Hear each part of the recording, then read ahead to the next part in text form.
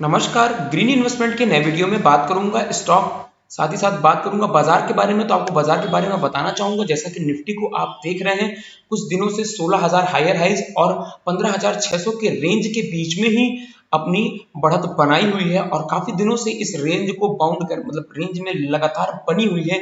तो अब जैसा कि बाजार को आप पिछले सिनारियो को अगर देखेंगे, जब आप चार्ट को छोटा करेंगे तो आप जब कोरोना टाइम से पहले के बाजार को देखेंगे तो कहीं ना कहीं बाजार जो है 11,000 और 13,000 के बीच में ही रेंज बाउंडिंग करके ट्रेड कर रही थी। और इस बढ़त बाजार में निफ्टी ने एक तगड़ी बढ़ोतरी दिखाई और इस वक्त फिर से वही रेंज बाउंडिंग अगर आप देखेंगे तो 15,600 से 16,000 के रेंज बाउंडिंग फिर से कर रही है। तो कहीं ना कहीं निफ्टी अब कहीं ना कहीं ठहरने को तैयार है, रुकने को तैयार है।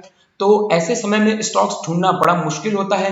तो ऐसे समय में मैं आपको कुछ स्टॉक्स रिकमेंड करूंगा और बताऊंगा कि कैसे स्टॉक्स आपको खरीदने चाहिए। तो बात करेंगे अगर पीएफसी की, तो पीएफसी जी हाँ, जैसा कि बड़ी गिरावट का सामना करना पड़ा था इसको, कब? जब इसने अनाउंस किया था आपके लिए डिविडेंड, तो बड़ा गैप अप इसने दिखाया था। और उसके बाद अगर आप देखिए तो काफी दिनों के बाद इसने जो है अपने उस गैप अप को फिल भी किया और एक बेहतरीन फिर से एक रेंज बाउंडिंग कर रहा है। और स्टॉक में आपको एक निवेश करने का जरूर मौका मिला है। पीएफसी में सरकारी कंपनी है, बेहतरीन है, स्टॉक अच्छा है, आपको डिविडेंड भी अच्छा दिया। साथ ही साथ अगर आप देखेंगे उसी स्टॉक्स पे रिटर्न भी बेहतरीन दिया।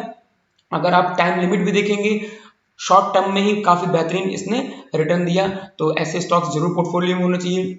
तो पीएफसी बेस्ट स्टॉक है, आप जरूर इसको स्टॉक को अपने पोर्टफोलियो में ऐड कर सकते हैं। हो सकता है कल भी इस स्टॉक में एक छोटी सी गिरावट देखने को मिल जाए, लेकिन अगर वॉल्यूम की बात की जाए तो कहीं ना कहीं वॉल्यूम कम होते दिखाई दे रहा है। तो आपको खरीदारी के लिए जरूर एक पिवट पॉइंट का सहारा लेना चाहिए, जो कि 120 रुपए से शुरुआत होती है और अगले पिवट पॉइंट पर आप नेक्स्ट खरीदारी जरूर कीजिएगा बेहतरीन एवरेजिंग के लिए।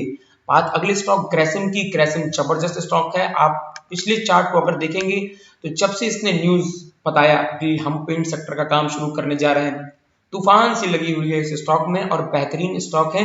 1500 का रेंज बाउंडिंग किया है और अपने हायर हाइस को फिर से तोड़ने के लिए लगता है तैयार है। तो आप ऐसे स्टॉक्स में जरूर एक बार छोटा मोटा ही फंड जरूर एक लगाइए और हमेशा जब भी फंडिंग कीजिए तो अलग अलग कंपनियों, अलग अलग सेक्टर की कंपनियों के स्टॉक्स में फंडिंग कीजिए। ऑटोमोबाइल सेक्टर हो, टेक्सटाइल सेक्टर हो, पेंट सेक्टर हो, आपका टेलीकॉम सेक्टर हो, बेहतरीन बेहतरीन अलग सेक्टर है, आईटी सेक्टर हो, ऐसे ऐसे अलग अलग स्टॉक्स पे ही फंडिंग किया कीजिए। मैं आईटी स्टॉक्स भी आपको बताता रहता हूँ, अलग अलग स्टॉक्स आता रहता हूँ, रिजल्ट भी आप देख सकते हैं। इंट्राडे स्टॉक्स भी बताता हूँ। 2 दिनों से इंट्राडे स्टॉक्स नहीं बता पाया, कुछ तबियत खराब होने की वजह से मैं आपको स्टॉक्स रिकमेंड करने में दिक्कत हो रही थी। आज से फिर आपको इंट्राडे स्टॉक्स मिलेंगे।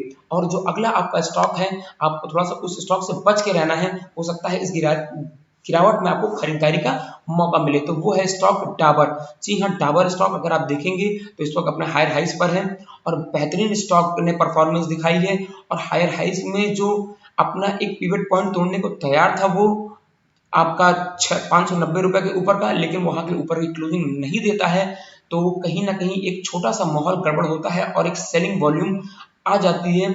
तो आपको स्टॉक में अगर गिरावट मिलती है तो छोटी खरीदारी ही सही, लेकिन जरूर कीजिएगा। बेहतरीन जगह पर नजर बनाए रहिए डाबर पर अपनी एक बेहतरीन खरीदारी के लिए। रिलायंस को भी मैंने आपको याद होगा इस दोबारा की गिरावट में भी मैंने आपको खरीदारी के लिए कहा था, जो कि इसने 2085 के आसपास सपोर्ट लिया था और बेहतरीन पिवट पॉइंट पर सपोर्ट लेकर के फिर से देखिए एक बेहतरीन चाल चलना शुरू किया है। अगर देखिए तो एक रेंज में ही अभी चल रहा है, तो अभी थोड़ा सा खरीदारी से बचिएगा। अगर गिरावट मिलती है तो ये बेहतरीन पिवट पॉइंट आपको एक बेहतरीन सपोर्ट का भी काम कर रहा है। आप जरूर स्टॉक में ध्यान दीजिएगा, तो आपको एक बेहतरीन प्रॉफिट और बेहतरीन अप मूवमेंट मिल सकता है।